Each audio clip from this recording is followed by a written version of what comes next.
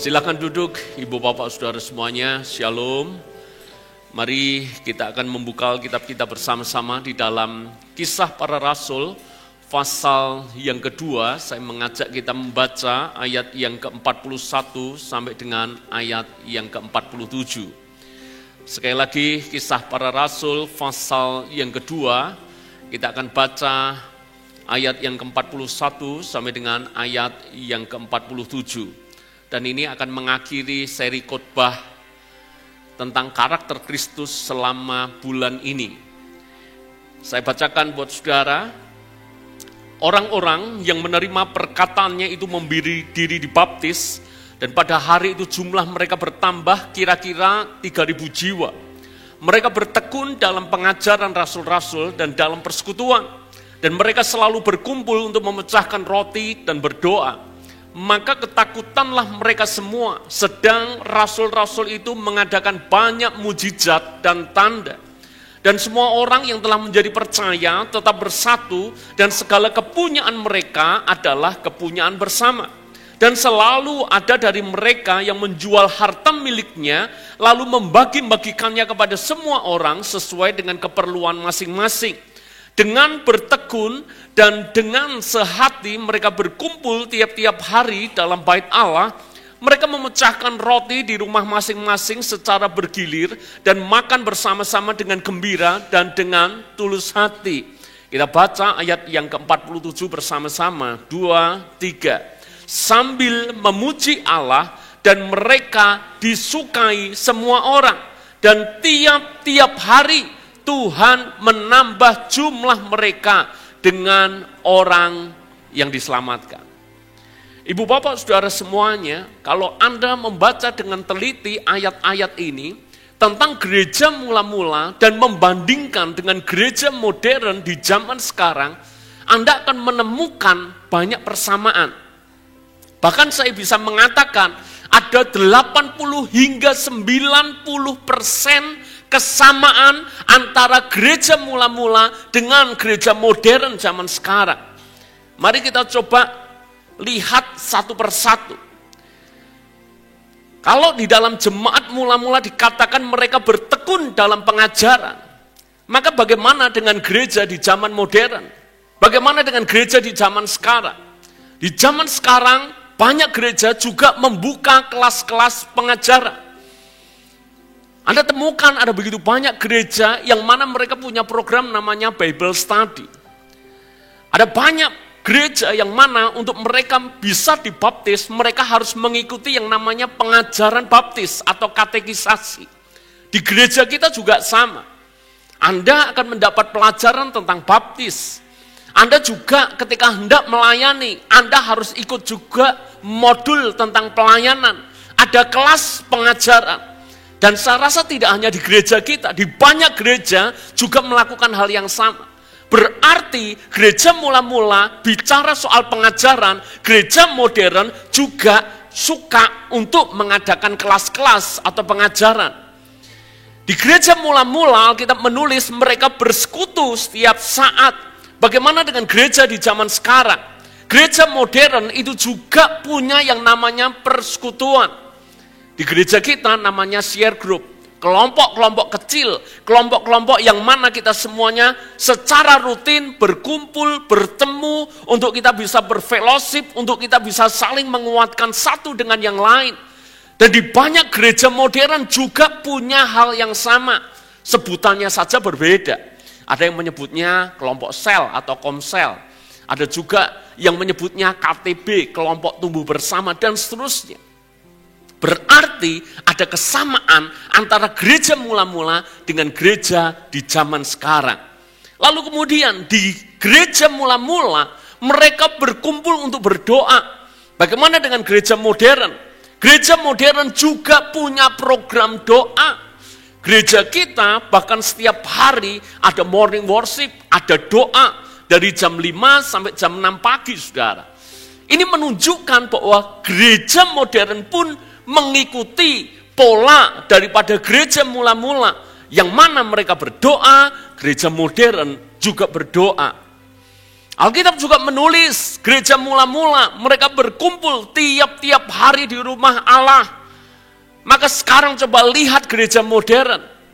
Gereja modern bahkan juga banyak yang namanya program. Setahu saya saudara, karena saya pernah berada di satu gereja yang liburnya itu hari Senin saja. Selasa sampai Minggu full kegiatan.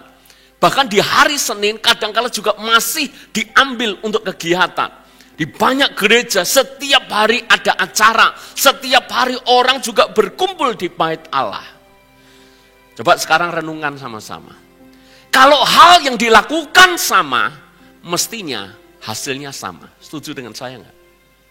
Coba ulangi lagi. Kalau kita melakukan hal yang sama, tentunya outputnya sama. Kalau gereja modern melakukan seperti gereja mula-mula, berkumpul tiap-tiap hari, berdoa, bersekutu, ada pengajaran, mestinya outputnya sama. Mestinya hasilnya sama. Maksudnya seperti ini. Kalau gereja mula-mula mengalami output yang luar biasa, terjadi ledakan rohani yang hebat, kegoncangan secara rohani yang besar, kebangunan rohani yang dahsyat waktu itu. Sehingga Alkitab menulis tiap-tiap hari Tuhan menambahkan jumlah bilangan jiwa kepada mereka. Maka kalau gereja modern melakukan hal yang sama, harusnya kebangunan rohani juga terjadi. Harusnya ledakan jiwa-jiwa juga terjadi. Amin, saudara? Anda menemukan benang merahnya enggak? Kalau yang dilakukan sama, outputnya mestinya sama. Menjadi pertanyaan besar, kenapa gereja modern yang mana melakukan 80 hingga 90% sama dengan gereja mula-mula, tapi outputnya bisa beda jauh. Bahkan saya bisa katakan gereja modern lebih canggih dibandingkan dengan gereja mula-mula. Gereja mula-mula tidak bisa beribadah dengan bebas. Mereka beribadah secara sembunyi-sembunyi. Gereja modern bisa beribadah dengan bebas. Gereja mula-mula tidak ada perlengkapan secanggih gereja modern. Mereka tidak ada sound system yang bagus. Mereka tidak pakai lighting. Mereka tidak pakai LED proyektor. Mereka tidak pakai fasilitas seperti yang kita nikmati sekarang. Pertanyaan besarnya, kenapa hasilnya bisa beda jauh? Pernahkah kita merenungkan akan hal ini? Bukankah harusnya gereja modern juga mengalami hasil yang sama? Dan sekarang saudara, kalau boleh jujur, termasuk di gereja kita, maka yang terjadi adalah bukan pertumbuhan jiwa baru, tapi lebih kepada perpindahan jiwa baru. Betul nggak? Beberapa di antara kita memang memenangkan jiwa-jiwa memang dari nol. Membaptis memang dari nol beberapa. Tapi bukankah sebagian besar itu juga banyak dari faktor perpindahan. Celakanya lagi, gereja modern mengklaim bahwa gerejanya menuai jiwa-jiwa, bertumbuh.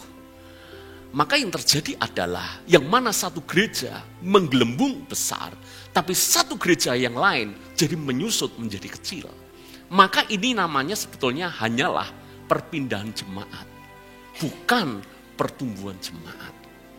Sekali lagi, kenapa ini terjadi di gereja modern, sementara di gereja mula-mula mereka justru mengalami kebangunan rohani yang luar biasa. Anda mau tahu jawabannya? Ketika saya membaca ini berulang-ulang, saya merenungkan berulang-ulang, saya ketemu jawabannya. Ayat yang ke-47, yang mana saya mengajak kita membaca tadi bersama-sama. Boleh kita ulangi lagi? Saya bacakan pelan-pelan. Bagian yang kedua, dan mereka disukai semua orang. Dan tiap-tiap hari Tuhan menambah jumlah mereka dengan orang yang diselamatkan. Setiap hari ada pertumbuhan jiwa-jiwa dengan jiwa yang diselamatkan. Karena apa? Karena jemaat mula-mula disukai semua orang. Disukai semua orang itu sebetulnya hanyalah akibat. Perhatikan baik-baik. Begitu muncul kata jemaat mula-mula disukai semua orang, itu hanyalah akibat. Karena tentu saja Anda tidak tiba-tiba menyukai. Anda menyukai karena ada sesuatu yang Anda dapatkan. Lalu kemudian akibatnya Anda suka. Amin. Ketika Anda kali pertama ketemu dengan saya, kenal kali pertama saya, tentu saja Anda tidak langsung suka dengan saya. Betul enggak? Baru ketika kita kenal lebih dalam, kenal lebih intens, ada hidup kami yang saya bagikan buat Anda, dan Anda merasa bahwa Anda mendapat sesuatu, entah dari inspirasi, insight, firman, penggembalaan yang kami lakukan kepada Anda, maka barulah Anda menyukai. Dengan kata lain, ada yang mereka lakukan, lalu kemudian akibatnya mereka disukai. Sekarang kita bandingkan dengan gereja modern. Gereja mula-mula disukai. Bagaimana dengan gereja modern? Bagaimana dengan jemaat pada umumnya? Saya berkata ini termasuk juga gereja kita, sekaligus menjadi cermin bagi gereja kita. Pertanyaannya, apakah gereja modern, apakah jemaat, apakah Anda, apakah saya, kita juga disukai? Saudara, kelihatannya ini kecil, tapi ini membuat perbedaan yang sangat signifikan. Begitu kita tidak disukai, maka hal-hal yang tadi saya bilang kemiripan menjadi tidak ada artinya. Kalau hidup saya tidak memberikan impact kepada Anda, tidak memberikan dampak kepada Anda, tidak memberikan contoh teladan kepada Anda, hidup saya malah jadi batu sandungan buat Anda. Sekalipun saya buka kelas pengajaran, sekalipun saya mengajak Anda berdoa setiap hari, sekalipun kita penuhi gereja kita dengan program, sekalipun mungkin kita juga bikin kelompok-kelompok kecil, tapi itu tidak akan berarti banyak. Betul enggak? Karena tidak disukai. Bagaimana dengan gereja sekarang? Jangankan bicara dalam konteks gereja yang besar, kita bicara dalam konteks keluarga dulu. Orang Kristen dalam satu keluarga tapi tidak disukai. Dan bagaimana kalau keluarga sendiri tidak suka, lalu kemudian berharap orang di luar keluarga kita, bahkan orang di luar iman kita, itu bisa menyukai kita. Kalau keluarga sendiri pun tidak suka. Yuk jemaat, pasanganmu apakah benar-benar menyukaimu? Yang menyukai katakan amin. Halo, puji Tuhan istri saya angkat tangan saudara. Ya. Kalau pasanganmu saja tidak suka kepada Anda, bagaimana mungkin kita berharap orang di luar sana menyukai kita? Anak-anak, halo, anak-anak muda, Anda suka dengan orang tuamu? Puji Tuhan anak saya mengangguk saudara. Tentu bukan karena dibelikan motor dan bisa touring bareng ya. Bulan lalu saya khotbah di youth, dan kalau anak-anak youth yang hadir, Anda ingat enggak? Saya pernah tanya seperti ini kepada kalian. Seandainya Anda punya kesempatan, hidupmu di-reset ulang, dan Anda boleh memilih lahir di keluarga seperti apa?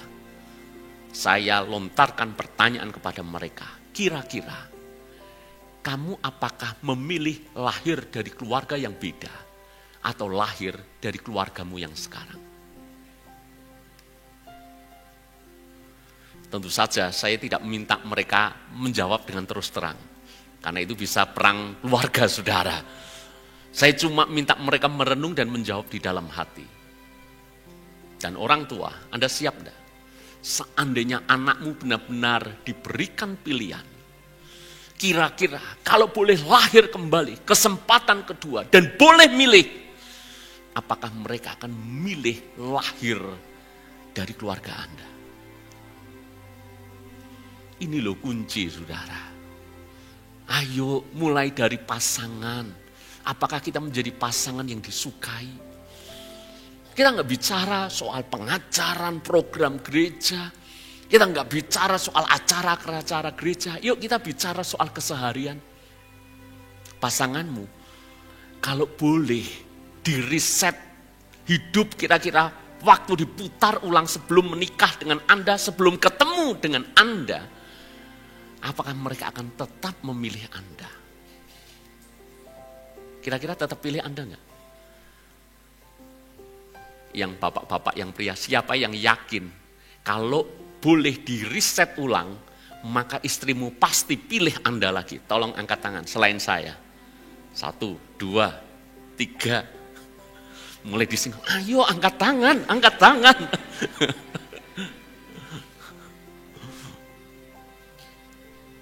Anda dicintai nggak?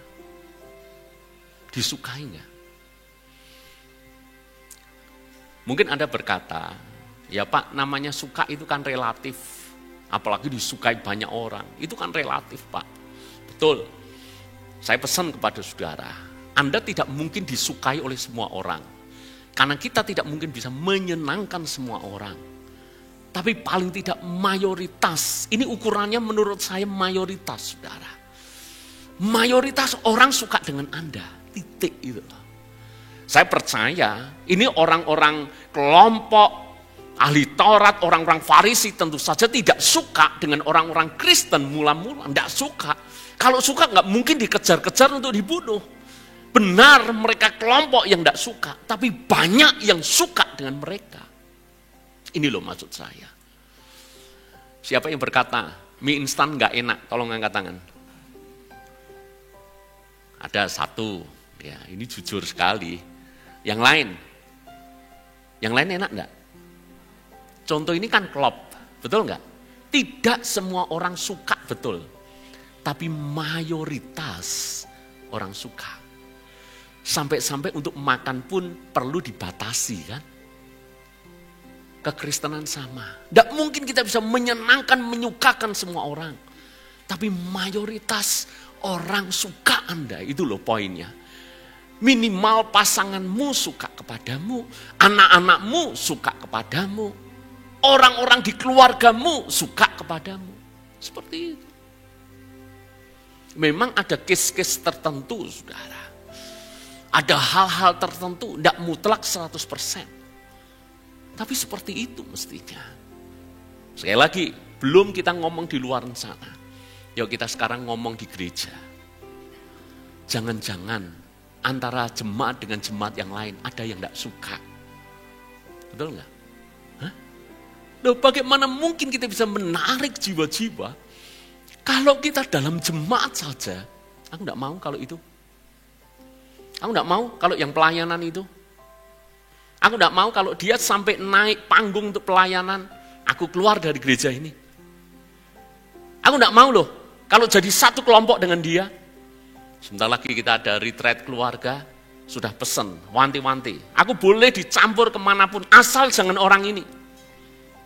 Loh saudara, ini kita baru ngomong lingkup yang simple, lingkup gereja yang kecil. Ini loh yang buat perbedaan besar. Disukai enggak? Sikut-sikutan dalam satu gereja. Ada sindrom kepiting, you know sindrom kepiting? Sindrom kepiting itu apa sih? Kalau Anda amati ya, kepiting itu tidak akan pernah rela kepiting yang lain naik. Begitu dia merangkak ke atas, mungkin ember yang terbuat dari keranjang, dari rotan naik ke atas, apa yang terjadi? Kepiting yang lain akan menariknya ke bawah, supaya dia bisa naik. Yang lain tidak terima, tarik ke bawah lagi. Kalau dalam satu jemaat saja, tidak suka, bagaimana mengharapkan orang yang tidak percaya kepada Yesus bisa suka dengan kita. Di lingkungan pekerjaan, cek baik-baik. Anda disukai enggak? Kehadiranmu ditunggu-tunggu enggak? Apakah mereka berkata, kenapa ya hari ini beda? Lalu kemudian mereka merasa, mungkin ya, karena si A ini enggak ada di tengah-tengah kita. Atau jangan-jangan ketika Anda tidak hadir, suasana surga turun di tengah-tengah pekerjaan Anda. Kalau itu yang terjadi, celaka sekali. Kalau ada kita neraka, tidak ada kita surga. Celaka. Bagaimana dengan kita? Disukai enggak kita? Dalam pertemanan, Anda disukai enggak? Saya kebetulan ikut di beberapa komunitas. Jangan sampai, saudara, kehadiran kita menjadi hal yang buruk, apalagi dibicarakan oleh banyak orang di belakang kita, karena hal-hal yang mereka tidak suka dengan kita. Saya ketemu beberapa orang, kalau sudah saatnya mengeluarkan uang, selalu ada alasan. Pelitnya minta ampun. Ini contoh-contoh sederhana. Dan membuat banyak orang tidak suka. Karena merasa ini tidak fair, ini tidak adil. Ini kami dizolimi, katanya demikian. Hanya karena orang-orang tertentu yang tidak bisa menempatkan dirinya di dalam sebuah hubungan, di dalam sebuah persahabatan. Doa kami, moga-moga kami sebagai pemimpin, kami sebagai gembala, saya tahu kami tidak sempurna. Saya tahu kami tidak akan pernah bisa menyukakan seluruh jemaat. Tapi paling tidak, hidup kami tidak jadi batu sandungan buat Anda. Doa kami berharap Anda pun suka dengan kami. Sebagaimana kami belajar menyukai Anda. Barulah kalau kita menjadi orang yang disukai, ledakan kebangunan rohani bisa terjadi. Gereja modern, saudara, jangankan menjadi berkat, saudara. Kadangkala jadi masalah, betul enggak? Ya, makanya ada satu, saya ini cukup terinspirasi. Ya, semoga, saudara, kalau Tuhan izinkan kita bertumbuh, kita jadi gereja yang juga care, peduli dengan orang-orang di sekeliling kita. Ada satu hamba Tuhan yang saya sangat respect. Dia ngomong seperti ini, sebelum berpikir memenangkan jiwa-jiwa, coba pikirkan, kalau hari Minggu gereja kita buat kemacetan enggak? Hari Minggu coba pikirkan supaya jangan sampai kita ibadah orang lain menjadi tersandung. Orang lain yang mestinya tidak perlu terlambat sampai tujuan terlambat gara-gara di depan gereja parkirnya sembarangan, umpek-umpekan, enggak diatur sedemikian rupa sehingga membuat orang jadi mengeluh. Membuat orang dalam tanda kutip mereka ngomongnya jadi tidak enak soal kehadiran gereja. Nah, ini sebuah perspektif yang bagus. Perspektif yang bagus. Disukai enggak kita? Amin, saudara. Kira-kira dalam ukuran 1 sampai 10, Anda kira-kira dapat nilai berapa? Menurut penilaian Anda. Siapa yang merasa, saya 10 dari 10 Pak, tolong angkat tangan. Jangan senyum, saudara. 10 dari 10, ada? 9 dari 10, tolong angkat tangan. Paling tidak istrimu confirm, tiap hari mendengar, I love you, I love you. Anakmu berkata, aku bangga loh jadi anaknya papa, mama. 9 dari 10, karyawanmu suka kepada Anda. Rekan kerjamu suka kepada Anda, 9 dari 10. Saya turunkan lagi, 8 dari 10. Tolong angkat tangan. Enggak juga. Puji Tuhan, 1. Yang lain? 2, 3. Mulai percaya diri nih untuk mengatakan. 7? 5? Tambah deg-degan, ini saya berapa ini? Belajar jadi berkat, saudara. Karena itu yang membuat perbedaan besar. Tahu enggak, bagaimana gereja mula-mula itu mengalami ledakan jiwa-jiwa. Sebuah penelitian yang dilakukan oleh Barna Research. Jadi Barna ini adalah lembaga penelitian cukup valid karena kelasnya itu sudah skala internasional. Barna Research melakukan riset tentang faktor apa yang paling berpengaruh untuk memenangkan jiwa-jiwa. Saudara dengar baik-baik, karena mungkin data ini, survei ini membuat kita sangat terkejut. Karena apa yang gereja pikir ini efektif, ternyata enggak efektif.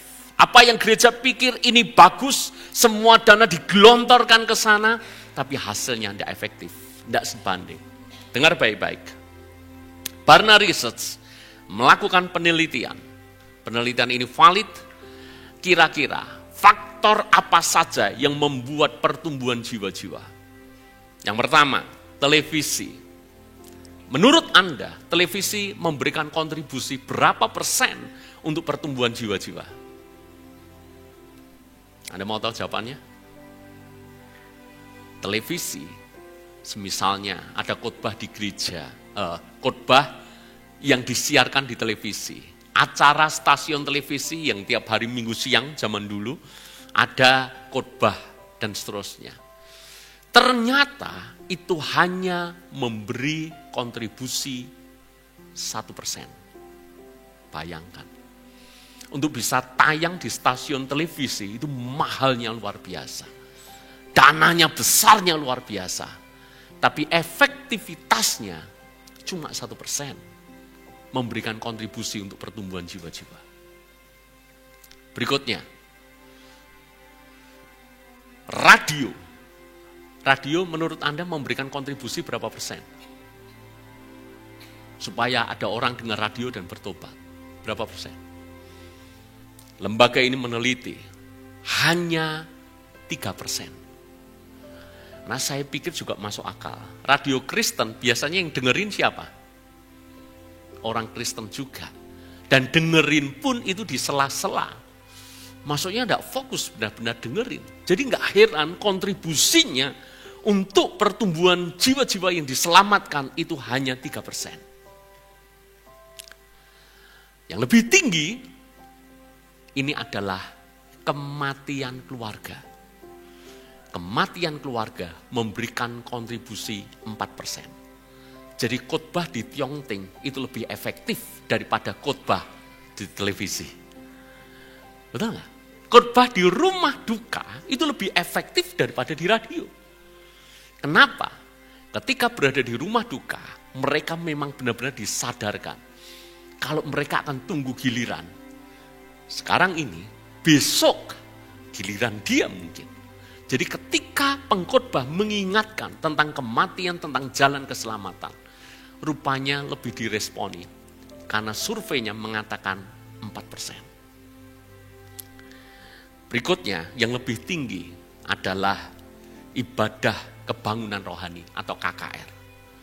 Jadi KKR yang dibuat, sewa gor, sewa stadion, itu cukup efektif. Karena memberi kontribusi, tapi kalau Anda pikir bahwa kontribusinya besar, Anda juga keliru. Karena kontribusi untuk dibuat acara KKR itu hanya memberikan sumbangan 6% saja. Jadi kecil, padahal dana yang digelontorkan untuk bikin event sebesar itu.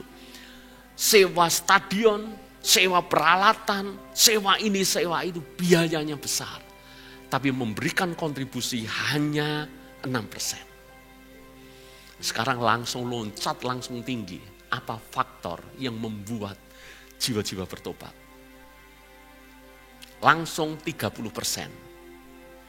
Anda mau tahu apa? Yang disebut friendship evangelism. Friendship itu persahabatan, evangelism itu penginjilan. Artinya penginjilan karena sebuah persahabatan. Itu ternyata memberikan dampak yang jauh lebih besar dibandingkan KKR, dibandingkan dengan televisi, dibandingkan dengan radio. Karena memberikan kontribusi 30%. Saya jelaskan singkat, friendship evangelism itu kayak apa? Kayak gini loh, saya bersahabat dengan seseorang. Orang itu tahu bagaimana kehidupan saya secara real, nyata setiap hari. Di tempat kerja tahu bagaimana cara kerja saya, bagaimana ketulusan saya, bagaimana kejujuran saya, bagaimana kontribusi saya dalam pekerjaan. Dan ketika saya ketemu dengan dia, orang itu selalu terinspirasi. Ketika dia jatuh, saya akan angkat. Ketika dia merasa ditolong, saya akan tolong dia. Ini namanya persahabatan.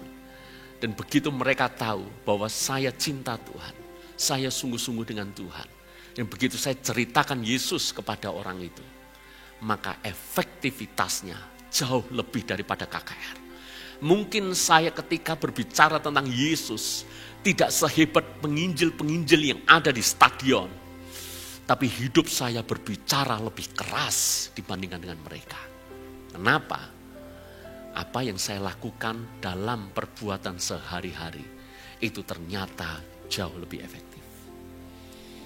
Fakta bahwa Anda sekarang bisa menjadi orang percaya, sungguh-sungguh diajak orang untuk kenal Yesus atau sudah lama terhilang kemudian mau diajak. Itu kan juga melalui persahabatan, saudara.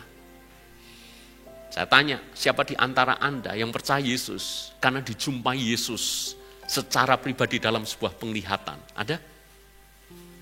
Satu, puji Tuhan, luar biasa, kasih karunia itu, Bu. Yang lain, ada? Dua, puji Tuhan. Dua, yang lain? Diajak, betul enggak? Kayak murid mula-mula. Andreas mengajak yang lain. Filipus mengajak yang lain. Mengajak karena dia diajak. Dan kenapa berhasil dia ngajak? Karena hidupnya menjadi berkat. Karena disukai. Anda mau enggak dia ajak orang yang Anda enggak suka dengan orang itu? Jangankan diajak ke gereja. Diajak pesta aja. Belum tentu loh Anda mau. Kalau yang ngajak Anda orang yang nyebelin. Betul enggak? Yang ngajak Anda orang yang memang orang tidak suka dengan orang itu. Berarti friendship evangelism benar memberikan kontribusi 30%. Yang terakhir, ini kontribusi paling besar, 50%. Apa saudara? Lebih daripada friendship evangelism. Ini yang disebut family evangelism. Penginjilan dalam keluarga. Anak-anak kita percaya Yesus karena kita percaya Yesus. Anak-anak kita bertobat lahir baru karena kita bertobat lahir baru. Saya selalu ceritakan beberapa kali kepada saudara. Brian memutuskan dibaptis percaya Yesus karena saya menginjilinya secara langsung. Ulang tahun keberapa itu kalau Brian masih ingat, ulang tahun ke-13 kalau tidak salah. Jangan resikokan anak Anda dengan Anda pikir nanti di sekolah kalau ada retreat, moga-moga ketemu dengan pengkhotbah yang membuat anak kita percaya Yesus, menerima Yesus. Bahkan jangan resikokan anak Anda gereja yang menginjili anak Anda. Terus terang secara pribadi, saya tidak mau resikokan itu. Saya harus injili anak saya lebih dulu. Apa gunanya? Saya menginjili banyak orang supaya percaya Yesus. Anak saya sendiri tidak pernah saya injili untuk terima Yesus. Cuma masalahnya tantangannya gini. Menginjili anak untuk percaya Yesus itu bukan hal yang mudah. Karena anak tahu keseharian kita. Betul enggak? Saya injili anak saya, tapi saya bohong. Saya injili anak saya, tapi saya tidak care dengan dia. Saya tidak punya waktu buat dia. Saya injili anak saya, percaya Yesus. Allah itu kasih, penuh kasih. Saya tiap hari ribut dengan istri saya. Saya keras dengan istri saya. Bahkan saya KDRT terhadap istri saya dan anak saya tahu. Bagaimana mungkin anak saya bisa percaya Yesus kalau itu terjadi? Anda bisa menangkap sesuatu pagi hari ini? Jadilah orang yang disukai dalam keluarga, dalam konteks yang lebih besar. Ini yang membedakan antara gereja modern dan gereja mula-mula. Dan saya kalau bicara soal disukai, saudara, itu bicara soal karakter. Nggak usah muluk-muluk, mari kita ngomong yang sederhana. Jadi orang jangan pelit. Kalau di pasar, tawar-menawar, sampai begitunya, janganlah saudara, berkati. Saya tidak pernah nawar, kalau tidak kebangetan saudara. Nah, ini ada tanda bintangnya, kalau tidak kebangetan. Misalnya, saya tahu persis harganya misalnya 10.000, dia jual 50.000. Nah, ini namanya mau gorok saudara ya. Kalau lebih-lebih dikit, jingjailah. Harga 10.000, dia jual 20.000, dia jual 15.000. Ambillah, tidak usah ditawar saudara. Jadilah orang murah hati. Amin ibu-ibu. Ibu-ibu yang di pasar suka konsumen seperti saya ini. Amin. Ibu-ibu jangan pelit. Jangan sampai tawar-menawar, sampai penjualnya nangis. Jangan. Saya ada teman saudara ya. Ya, dia ngomong, kalau dengan penjual duren harus kejem. Wah, penjual duren itu, wah, itu jualnya itu gila-gilaan. Saya pernah satu kali bersama dengan teman yang ini. Itu benar-benar saya lihat dengan mata kepala sendiri. Penjualnya sampai nangis, saudara ya. Ya mungkin dia pernah punya pengalaman masa lalu gitu ya. Tapi saya ngomong kepada saudara semuanya, ayolah jadi orang itu yang disukai. Amin. Anda memang pelanggan, konsumen itu raja, saya tahu. Tapi ya janganlah seolah-olah kita raja, kita memintanya diperlakukan istimewa, kurang sedikit marah-marah, enggak beneran sedikit marah-marah. Saya tahu kadang-kala kita makan, harusnya antrian kita, yang lain didulukan. Saya tahu rasanya kesel, rasanya Tapi please, nunggu 5 menit, nunggu 10 menit, susahnya apa sih saudara?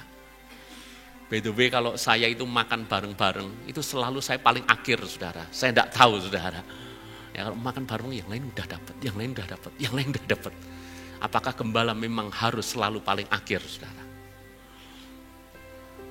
Tapi jangan sampai hanya gara-gara itu kita marah. Jangan jadi orang sulit itu loh maksud saya. Amin. Ayolah dalam keseharian jadi orang yang disukai. Hidupmu akan jadi berkat. Kehidupan yang disukai itu kehidupan yang berdampak. Ibarat lampu ini tiba-tiba gelap. Lampu mati, suasana jadi gelap. Begitu saya nyalakan lilin, Anda semuanya langsung fokus kepada lilin itu. Percaya enggak? Ketika semuanya mati, begitu ada satu nyala, percayalah, semua pasti akan lihat nyala itu. Itulah kehidupan yang disukai. Bukan sekedar kita kaya, tapi jadilah bermakna. Lewat kekayaanmu, Anda tolong banyak orang. Lewat hartamu, Anda permuliakan Tuhan, karena menjadi berkat buat mereka. Jangan sekedar sukses, jadilah orang yang bernilai, dan memberi inspirasi. Bahkan jangan atau bukan soal berapa banyak yang kita dapatkan, tapi berapa banyak yang sudah kita bagikan dan menjadi berkat buat mereka. Saya akhiri dengan sebuah kesaksian hidup. Beberapa bulan yang lalu, tepatnya bulan Januari, berdekatan dengan hari ulang tahun saya, kami kehilangan seorang sahabat. Mungkin Anda kenal ya, istrinya Pak Purnomo Agus, Bu Belinda. Beberapa kali khotbah di gereja kita, Pak Purnomo Agus mengajak juga Bu Belinda untuk bersaksi dan segala macam.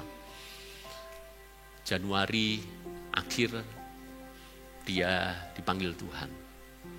Yang mau saya saksikan adalah bagaimana respon orang-orang yang mengenal hidupnya. Ketika ibadah tutup peti di rumah duka, itu yang hadir banyaknya luar biasa. Kemudian ketika ibadah penghiburan di malam hari sebelum besoknya dikebumikan, orang Tionghoa nyebutnya adalah maisong. Itu maisongnya, itu juga yang hadir luar biasa banyak. Bahkan kebetulan itu beberapa ruang di rumah duka itu kosong. Kalau saudara yang hadir waktu itu, Anda tahu kan? Ya, di ruang dalam itu penuh, meluber keluar sampai di pertengahan. Jadi harusnya di paling ujung itu biasanya jatahnya dia ya luarnya bagian ujung aja. Itu sampai meluber hingga ke tengah. Saking banyaknya orang. Yang ngurusi Tiongting, kebetulan waktu itu yang ngurusi semuanya itu istri saya. Karena kami bersahabat dan keluarga sedang dalam keadaan seperti itu butuh disupport. Istri saya yang menghandle semuanya. Pengurus di Tiongting berkata, yang seperti ini jarang Pak. Jarang Cik maksudnya itu. Karena waktu ibadah tutup peti sedemikian banyak. Maisong sedemikian banyak, jauh lebih banyak. Lalu kemudian di waktunya Ibu Belinda dikubur, dikebumikan. Lalu saudara yang hadir sampai di Delingan, saudara tahu juga itu adalah salah satu penguburan terlama yang pernah saya ikuti.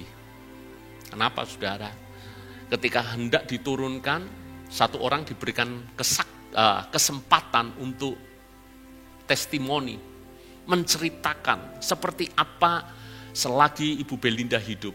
Satu orang cerita. Ketika selesai satu orang, mestinya kan diturunkan. Tapi orang yang lain sudah angkat tangan. Boleh enggak saya juga memberikan testimoni, pengalaman hidup bersama dengan Ibu Belinda. Satu orang selesai, yang lain juga sudah angkat tangan. Ya, aku juga mau untuk saya ngomong dan seterusnya. Tidak terhitung berapa orang yang ngomong saudara. Memberikan kesan pengalaman hidup bersama dengan Ibu Belinda. Padahal Anda kenal Ibu Belinda orangnya bukan orang yang ekstrovert, lebih ke introvert. Orangnya pendiam, bukan tipe orang di depan panggung seperti ini. Tapi hidupnya menyentuh banyak orang. Hidupnya memberkati banyak orang. Karangan bunga banyak. Saya bicara bukan dalam konteks korporat. Kalau dalam konteks korporat, maka wajar saudara, kalau relasi-relasi bisnis semuanya kirim karangan bunga yang hadir banyak, wajar. Tapi ini orang biasa. Kenapa bisa terjadi? Hidupnya menyentuh banyak orang, berdampak. Hidupnya disukai oleh banyak orang. Seandainya nanti, saya bukan menakut-nakuti, toh faktanya setiap orang akan mati. Pernahkah Anda memikirkan ketika saya nanti mati, apakah ada orang yang kehilangan karena saya sudah tidak bersama dengan mereka lagi? Ataukah hanya sekedar jadi info berita, oh si A sudah mati? Pikirkan itu. Apakah keluargamu akan kehilangan engkau? Apakah orang-orang di lingkungan kerjamu, karyawanmu, atasanmu akan kehilangan engkau? Apakah sahabat-sahabatmu akan kehilangan engkau? Apakah jemaat akan kehilangan engkau? Hidup hanya sekali. Waktu tidak bisa diputar ulang. Pastikan karakter Kristus nyata dalam hidupmu.